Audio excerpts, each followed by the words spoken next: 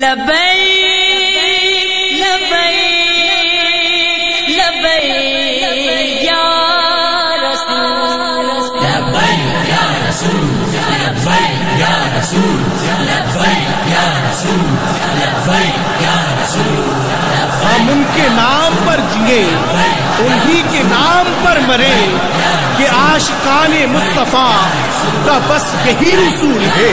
قلم کرو یہ سر میرا میں سچ کہوں گا باخدا کہ سب سے معتبر جو ہے گھرانہ رسول ہے.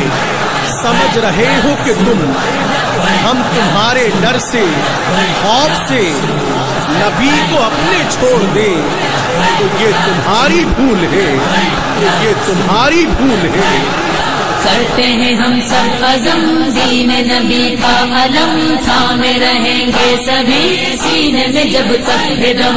حق کے طرفدار ہیں اور وفادار ہیں دشمن اسلام سے قلب سے بیزار ہے. جب تک سانس میں ہے سانس وفادار رہے گی دل وفادار رہے گا ہم وفادار رہے گا.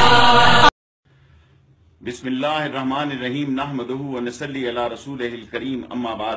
میں ان کو اسمبلی میں سمجھاتا تھا کہ یہ قوم عاشق نبی صلی اللہ علیہ وسلم ہے اور حضور کی شان میں ختم نبوت کے مسئلے میں حضور صلی اللہ علیہ وسلم کے لیے اس کی نبوت کے لیے لوگ جان دے سکتے ہیں. انہوں نے میرا مذاق اڑایا.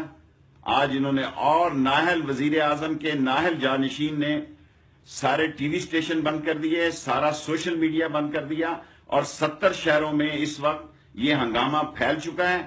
اور آج اگر ایک زاہد حامد کو 20 دن پہلے مستعفی کر دیتے اور راجہ ظفر اللہ کی رپورٹ آ جاتی تو کوئی قیامت نہ آ جاتی.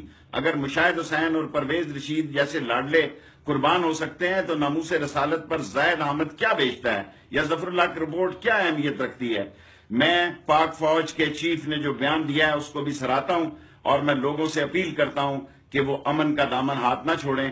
اور میں سب لوگوں سے اپیل کرتا ہوں کہ ایک دوسرے کی جان و مال کی حفاظت کریں اور زاہد حامد کا فوری مستعفی اور اس کے ساتھ جو دوسرے لوگ ہیں ان سب کا استعفیٰ لیں اور اس ملک کو اس آگ سے بچائیں.